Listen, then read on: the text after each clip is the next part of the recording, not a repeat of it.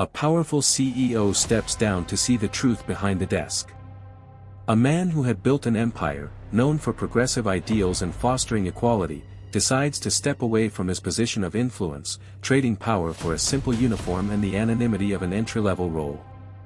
The camera captures him dressed in plain office attire, his eyes scanning the bustling floor of his own company, a mix of curiosity and apprehension clouding his expression. The usually composed face shows the slightest tension as he steps behind the reception desk for the first time, a place he had once passed by without a second thought. The pulse of the office is steady, phones ringing, voices blending into a hum, footsteps echoing against the polished floor.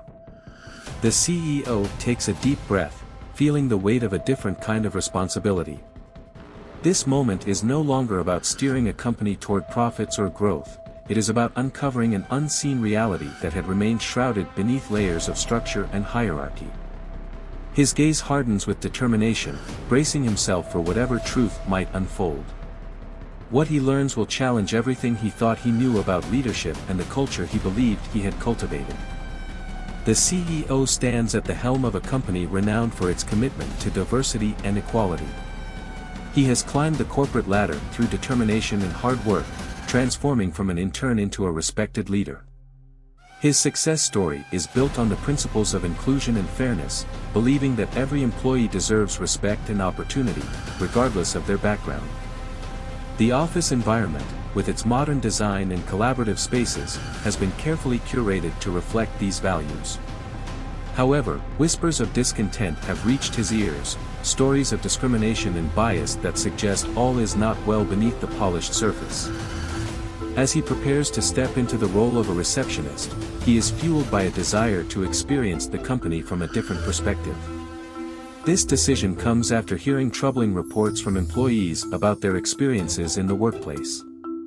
With the intention of seeing the truth firsthand, he puts on a wig and dons the uniform, ready to immerse himself in a role that is far removed from his daily responsibilities. The irony of the situation does not escape him. As a CEO, he has been the face of leadership, but now he is ready to take on a position that is often overlooked and undervalued.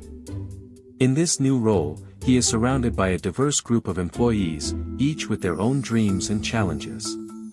There's the ambitious junior associate, who is striving to make her mark, eager for recognition and respect. Next to her is the seasoned manager, a figure of authority who commands respect yet seems tethered to outdated views. Then there's the reserved accountant, whose quiet demeanor masks a wealth of knowledge and insight, but who remains hesitant to speak up in meetings. This blend of personalities creates a tapestry of the workforce, showcasing the strengths and struggles that coexist within the company. As he begins his undercover journey, he can't shake the feeling that there is a disconnect between the company's stated values and the reality experienced by many employees.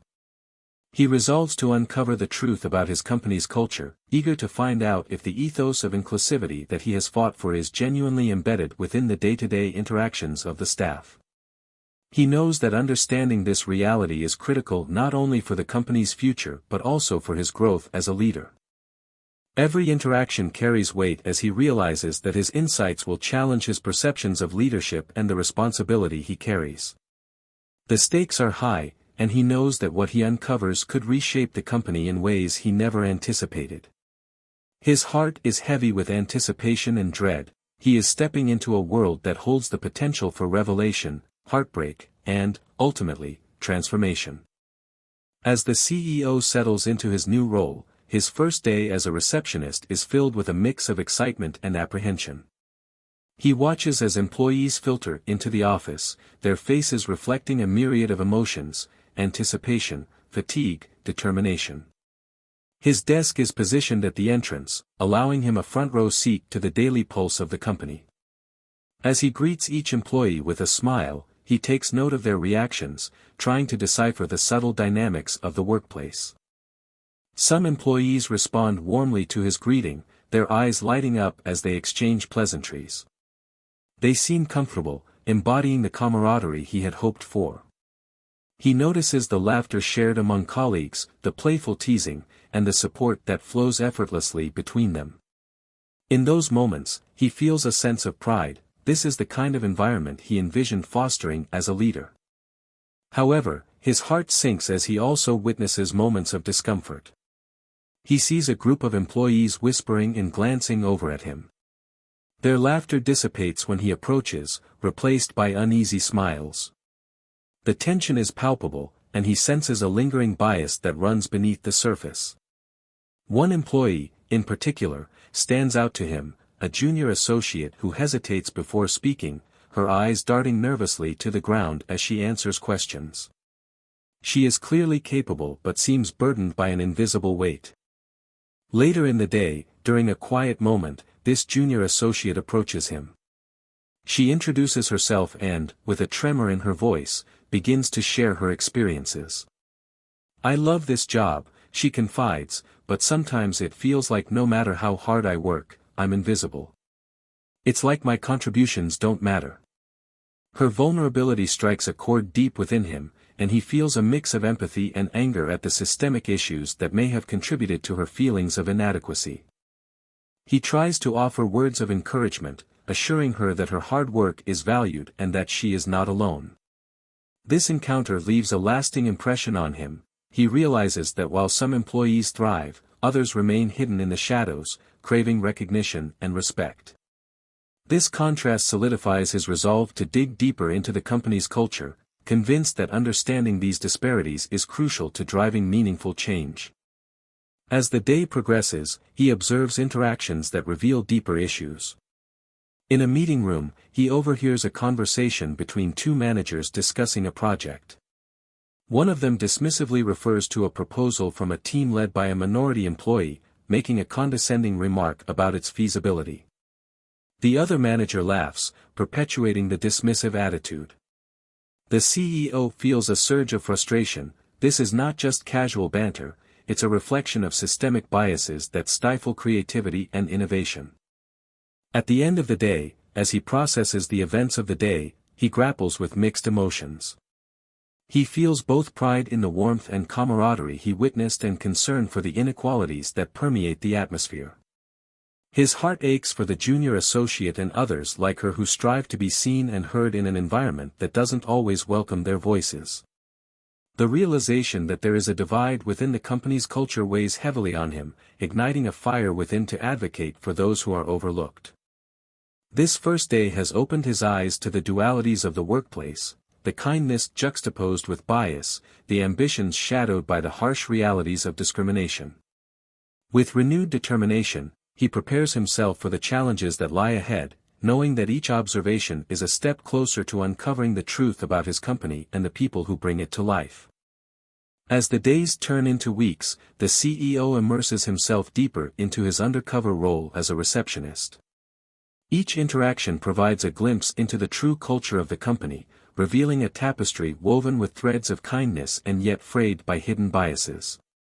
He begins to catalog these moments, aware that his understanding will shape the future of the organization he leads. During one particularly busy afternoon, he finds himself overwhelmed with calls and inquiries. A well-dressed executive, a frequent visitor, approaches his desk, expressing impatience. "I need to speak to someone about a contract issue, and I don't have time for this," he snaps, his tone dripping with condescension. The CEO, swallowing his pride, calmly responds, "I can help you with that." However, he notices the executive's gaze flit over him, dismissing his authority as merely a receptionist. In that instant, the CEO realizes how easily perceptions can be skewed by preconceived notions of status and worth. Later, during a lunch break, he overhears two employees discussing the latest round of promotions. "Did you hear about Sarah?" one whispers, referring to the junior associate he had spoken with.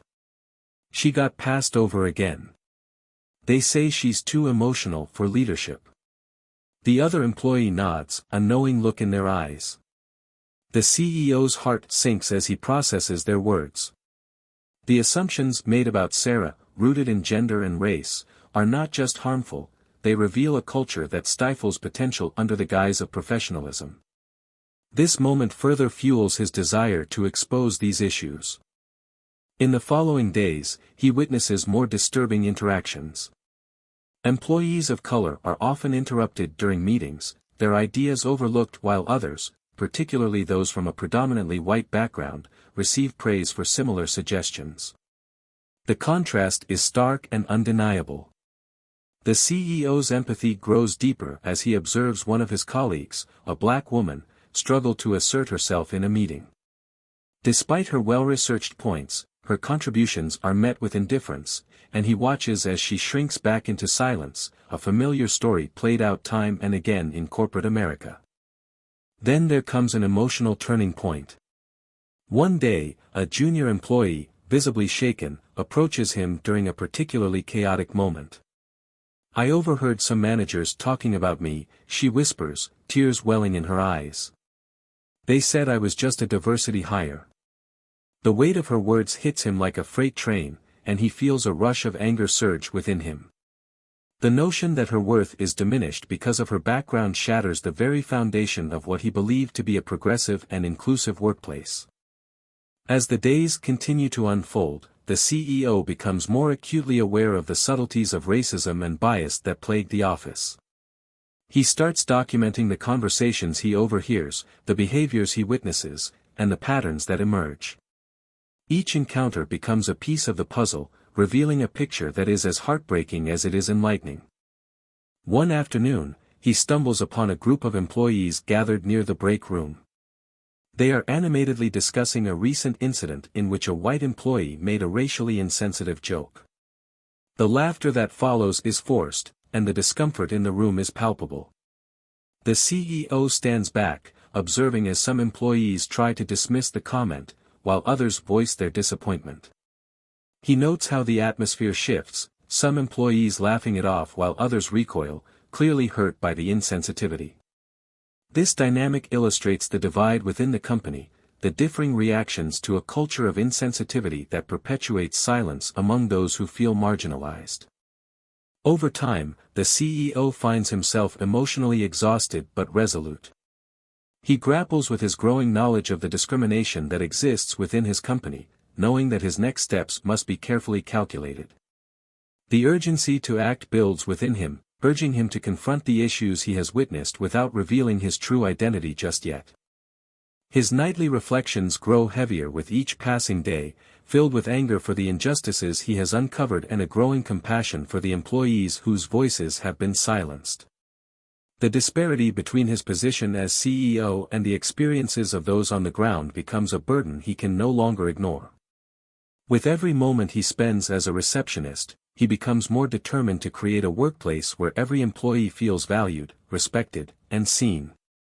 The days spent undercover are revealing the stark reality of the environment he thought was thriving. Now he understands that true success is not merely about profit margins or growth statistics, it's about the people who make it happen and their experiences. The journey ahead will be difficult, but he knows that the truth must come to light, not just for the sake of the company, but for the sake of its employees.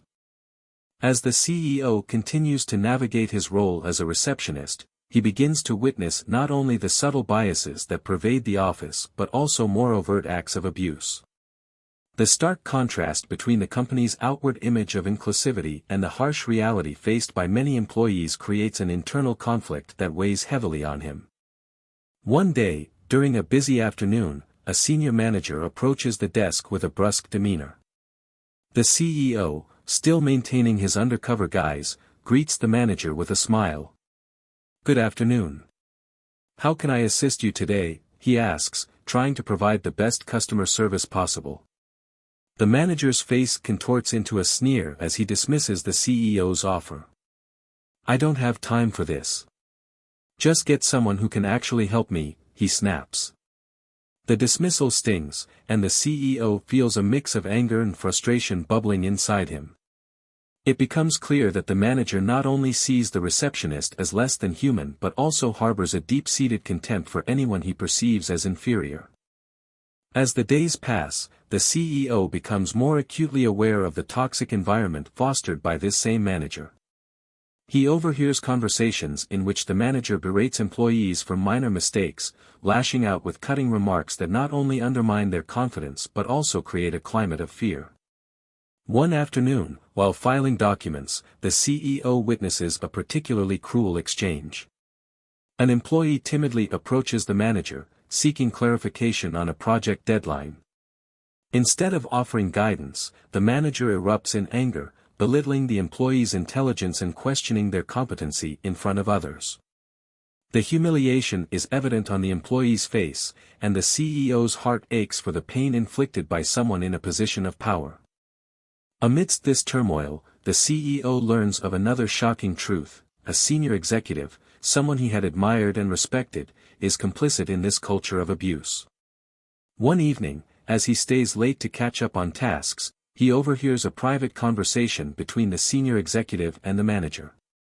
"You need to keep those people in line," the executive instructs, their tone dripping with disdain. "If they think they can just step into leadership roles, we're all finished. We can't let them think they're equal to us." The words pierce through him, shattering the illusion he had held about the leadership in his company. The realization that someone he had trusted was perpetuating this toxic environment feels like a betrayal of the deepest kind. The emotional turmoil this creates is profound. He had dedicated years of his life to building a company that, in his mind, stood for equality and fairness, only to discover that those very values were being undermined by the people he thought would champion them. In the coming days, the CEO grapples with his growing sense of rage, sorrow, and betrayal, wrestling with how to address these issues without revealing his identity too soon. The pressure mounts as he continues to observe the degrading treatment meted out to various employees, particularly those who belong to marginalized groups. One evening, he witnesses the same employee from before, the one who had confided in him about her struggles, breaking down in tears after yet another harsh encounter with the manager. Her sobs cut through him like a knife, igniting a fire of determination within. He knows he must find a way to confront these injustices, but he also understands the risk of exposing himself too early. A pivotal moment occurs during a team meeting when the manager openly mocks an employee's idea, scoffing as they try to present their project. The room falls silent, tension hanging thick in the air. The CEO, still in his receptionist role, can't contain his outrage any longer. He stands, not revealing his identity, but addressing the room instead. "Can we take a moment to appreciate the effort that goes into every proposal? Every idea shared here deserves respect and consideration." His words, though simple, resonate within the room, creating a flicker of hope amidst the despair. However, the manager glares at him, a dangerous glint in his eyes. "Who do you think you are, speaking up like that?" he retorts, causing a chill to sweep through the employees. The CEO feels the weight of their gaze, but he knows he cannot back down. He turns his attention to the employees, who nod silently in agreement, their collective support giving him the courage to continue. "We're all here to build something together. Let's support one another rather than tear each other down." This moment becomes a turning point, the seeds of solidarity are planted, and the CEO can sense a shift within the group. Yet, he knows this confrontation is only the beginning. The facade of respectability that the company projects is beginning to crack, and with it, his resolve to act grows stronger. As he reflects on the experiences he has witnessed, the need for a reckoning within the company becomes glaringly clear. The CEO starts to formulate a plan, envisioning a way to confront the issues he has unearthed while still maintaining his undercover status. Each day he remains at the receptionist desk feels like a balancing act between the desire for transparency and the need for protection for those who have suffered in silence. The combination of betrayal, abuse, and an unwavering determination to enact change continues to swirl within him, solidifying his mission. He knows the truth must be unveiled, and the moment for action draws closer. He is ready to face the difficult conversations ahead, willing to risk it all for a chance at real change, knowing that the journey will demand courage, resilience, and an unwavering commitment to justice for every employee. As the days pass, the tension within the company escalates. The CEO finds himself caught in a web of emotions, oscillating between the need to reveal his true identity and the fear of what that revelation might unleash. He feels the weight of responsibility, knowing that every moment spent in disguise brings him closer to a potential reckoning. The betrayal he uncovered weighs heavily on him, filling him with resolve to confront the senior executive who had so callously dismissed the values he once believed the company stood for. One evening, after hours of contemplation, the CEO decides that it is time to take action. He waits until the office is nearly empty, gathering the courage to confront the senior executive. With a deep breath, he steels himself, knowing that the upcoming conversation could change everything. The office lights cast long shadows, amplifying the sense of foreboding as he steps into the senior executive's office. The atmosphere feels charged as he knocks softly on the door. "Come in," the executive calls out, their tone casual yet commanding. The CEO enters, maintaining his facade as the receptionist, the disguise now both a shield and a burden. "Can I help you?" the executive asks, glancing up from their desk, an expression of mild annoyance crossing their face. "I need to discuss something important," he says, keeping his voice steady despite the storm brewing inside him. The executive raises an eyebrow, intrigued yet skeptical. "What could a receptionist possibly have to say that's important?" they retort, their tone laced with condescension. He feels the sting of their words but pushes through, determined to unveil the truth. "It's about the environment here," he begins, careful to choose his words. "I've seen how employees are treated, how they're belittled and undermined. It's affecting morale, and it's not conducive to a healthy workplace." He watches as the executive's expression shifts, irritation creeping into their eyes. "You don't understand how business works," they snap, dismissing his concerns with a wave of their hand. "Some people need tough love to succeed." With a surge of adrenaline, he presses on. "Tough love shouldn't come at the expense of dignity and respect. If we truly value our employees, we should be empowering them, not tearing them down." The tension in the room thickens, and for a moment, it feels as if time has stopped. The executive leans back in their chair, a calculating look crossing their face. "You really think you know what's best for this company?" they ask, their voice dropping to a low, dangerous whisper. If the CEO knew, he'd be ruined. "But it's better this way. We can't let everyone think they're equal."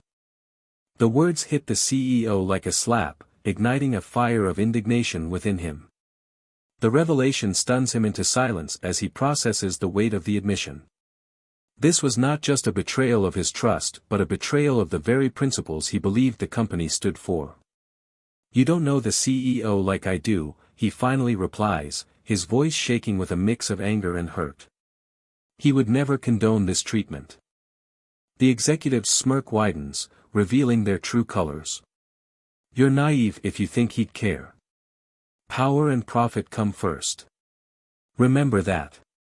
The dismissive tone sends a wave of realization crashing over him. This conversation is more than just an exchange of words, it's a turning point. He feels the adrenaline coursing through him, the urge to reveal his identity clawing at him from within. Before he can react, the executive's phone buzzes, interrupting the moment. The distraction allows him to collect his thoughts, but the confrontation has ignited a determination to expose the toxicity that lies beneath the surface. He realizes he cannot let fear dictate his actions any longer. "Soon, you'll see," he replies, his voice steadying. "This culture is going to change, whether you like it or not." With that, he walks out of the office, his heart pounding in his chest, the weight of his secret feeling heavier than ever.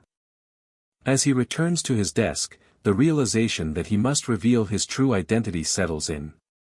He can no longer hide behind the receptionist facade, the truth is calling him, demanding to be shared. The emotional turmoil of the day lingers in his mind, and he knows he must gather the courage to confront not only the executive but the entire company. The next morning, a palpable tension fills the air as the CEO prepares for the meeting that could change everything. He gathers all the employees in the main conference room, their faces a mix of curiosity and apprehension. The weight of his disguise has grown unbearable, and he knows that he must unveil the truth that lies beneath the surface. As the employees settle into their seats, he stands before them, feeling the weight of their collective gaze. "Thank you all for coming on such short notice," he begins, his voice steady yet filled with emotion. "I have something important to share, something that affects each and every one of you." The silence in the room deepens, anticipation thick in the air. Taking a deep breath, he pulls off the wig and the glasses that have concealed his identity. "I am not just the receptionist. I am your CEO." Gasps echo throughout the room as shock ripples through the crowd. Eyes widen, and mouths fall open as disbelief washes over them. Some employees exchange glances, trying to process the revelation. "I've been here for the past few weeks, working alongside you, witnessing firsthand the challenges and struggles you face," he continues, his voice rising with passion. "I wanted to see the reality behind our company, and what I found has left me heartbroken." As he speaks, the reactions of the employees range from fear to confusion. The manager who had belittled the staff looks visibly shaken, their face draining of color. The senior executive, once so confident, shifts uncomfortably in their seat, their mask of control slipping away. "I trusted you all to uphold the values we stand for, and what I found is a culture that is rife with discrimination and abuse." An emotional wave sweeps through the room as he highlights specific moments that have deeply affected him: the employee who broke down in tears, the condescending remarks made in meetings, and the oppressive atmosphere that has stifled creativity and collaboration. "This is not who we are," he declares, his voice thick with emotion. "We can and must do better." In that moment, he addresses the betrayer directly, locking eyes with the senior executive. "You have played a significant role in creating this toxic environment, and I cannot allow this to continue." The executive shifts uncomfortably, stammering in an attempt to defend their actions, but the CEO presses on. "We are all here to build something together, and that includes every one of you, regardless of your title or position." The emotional charge in the room becomes palpable as employees begin to voice their own experiences. One junior employee stands up, tears streaming down her face, and shares her own story of discrimination and dismissal. "I thought it was just me," she says, her voice trembling. "I didn't think anyone would care." Others follow suit, recounting their struggles, and the floodgates open. The CEO watches in awe as a wave of solidarity forms, uniting voices that had once been silenced. The room is filled with a mix of fear and hope, and he feels the urgency of the moment. "This is our chance to rebuild," he urges, his voice rising. "We need to create a culture of inclusivity and respect, where every employee feels valued and heard." The sense of empowerment begins to replace the tension, and the air crackles with possibility. As he concludes, he acknowledges the journey ahead, emphasizing the need for changes that go beyond mere words. "I will implement strict anti-discrimination policies and provide ongoing training to ensure that everyone is held accountable for their actions." He knows that the road to healing will be long, but he is determined to lead the charge. In the weeks following the revelation, a profound transformation takes place within the company. The CEO's courageous decision to confront the toxic culture initiates a series of changes that ripple throughout every level of the organization. The stories shared during that pivotal meeting inspire others to speak out and reclaim their narratives, creating a newfound sense of solidarity among employees.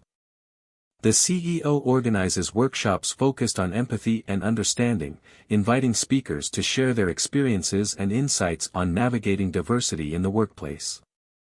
With each passing week, the atmosphere shifts as trust begins to rebuild. Employees engage in open dialogues, sharing their fears and aspirations, and the once suppressed voices now resonate powerfully throughout the halls. One of the standout moments comes when the kind employee who had earlier confided in the CEO receives recognition for her hard work and dedication. During a company-wide meeting, the CEO honors her contributions, promoting her to a leadership position that allows her to mentor others. Her story serves as a beacon of hope, illustrating the positive impact that comes from fostering a culture of inclusivity and empowerment. The CEO's dedication to transparency and accountability becomes evident in every aspect of the company's operations. He introduces regular feedback sessions, encouraging employees to voice their concerns and suggestions for improvement. As the team comes together, they realize that they are not merely colleagues, they are a community, united by their commitment to creating a better workplace for everyone. Reflecting on the journey, the CEO understands that the path to change is never straightforward, but it is undeniably worthwhile. He realizes that leadership is not solely about authority, it is about listening, learning, and uplifting others. The lessons learned during his undercover experience remain etched in his heart, serving as a constant reminder of the importance of compassion and empathy. The company emerges stronger and more united than ever, with a renewed sense of purpose and a commitment to ensuring that every employee feels valued and respected. As the CEO looks around at the transformed workplace, he knows that the journey is just beginning. The seeds of change he has sown will continue to grow, fostering a culture that celebrates diversity and champions the voices of every individual. He reflects on the power of vulnerability and authenticity in leadership, recognizing that true strength lies in the ability to connect with others on a human level. The road ahead may still hold challenges, but he is ready to face them, armed with the knowledge that together, they can create a workplace that reflects the very best of what they can achieve as a team. The future glimmers with promise, and the CEO is eager to embark on this new chapter, ready to inspire change and lead with compassion. As the transformative journey reaches its conclusion, the CEO stands before his employees, filled with a sense of pride and hope for the future. Together, we have begun to rewrite our story, one that reflects the values we hold dear: respect, inclusivity, and the belief that every voice matters. This is just the beginning of our journey, and I'm grateful to each of you for your courage and commitment to making our workplace a better environment for everyone. The room is filled with a palpable sense of camaraderie as employees nod in agreement, realizing that they are part of something much bigger than themselves. The emotional connections forged during this process have created a powerful bond, uniting them in their mission to foster an inclusive culture. The CEO takes a moment to reflect on the lessons learned along the way, emphasizing the importance of listening to one another, valuing each individual's contributions, and standing together against discrimination in all its forms. Change doesn't happen overnight, he says, but with dedication and compassion, we can build a future that truly honors everyone in our company. Your insights and experiences are invaluable, and I invite each of you to share your thoughts, ideas, and feedback as we move forward together. If you found this story inspiring, don't forget to like and subscribe for more content that matters. Your support means the world, and it helps us to reach even more people who might need to hear these important messages. Also, I encourage you to share your thoughts in the comments below. What changes would you like to see in your workplace? Together, we can spark meaningful conversations and create a brighter future. Thank you for watching, and remember, every voice counts. Let's continue to champion kindness and understanding in our communities, both at work and beyond.